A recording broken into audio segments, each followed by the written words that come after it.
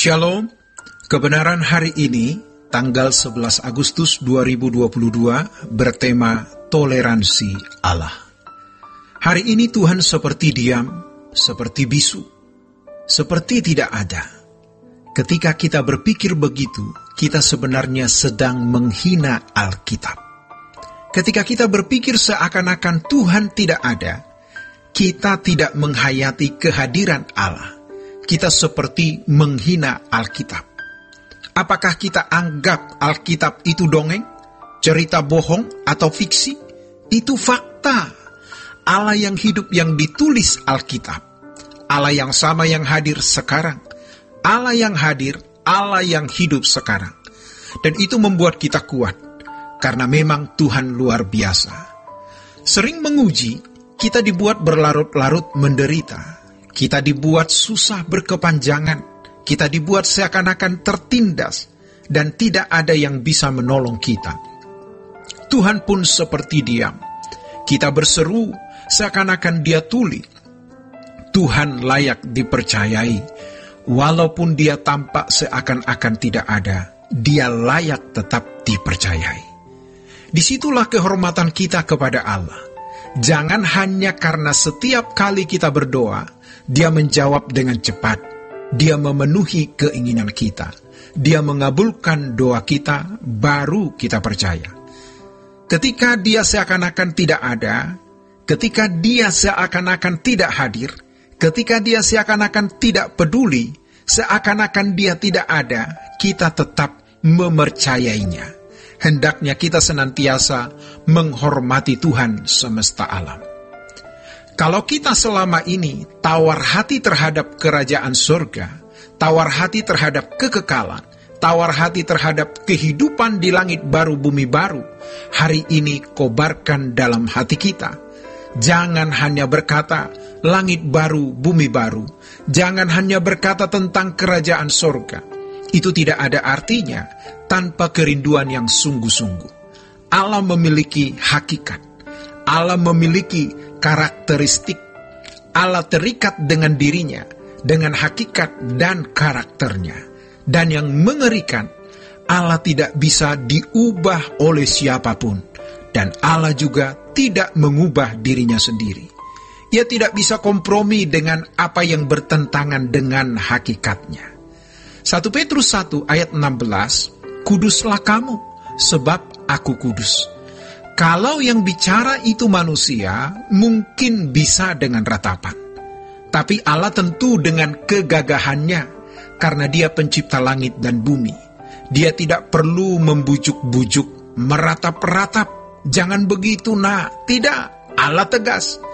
Kuduslah kamu sebab aku kudus.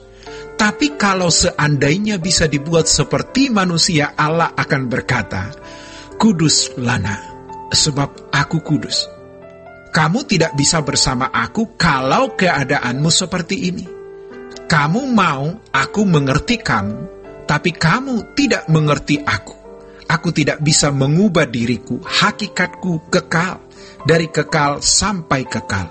Kamu yang harus mengerti karakteristikku, yang harus mengerti hakikatku.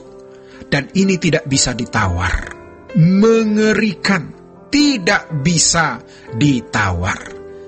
Kita harus sampai pada kegentaran akan Allah dan menyadari bahwa ini tidak bisa ditawar. Setan yang membuat banyak orang merasa seakan-akan Allah toleransi terhadap kekurangan dan kelemahan.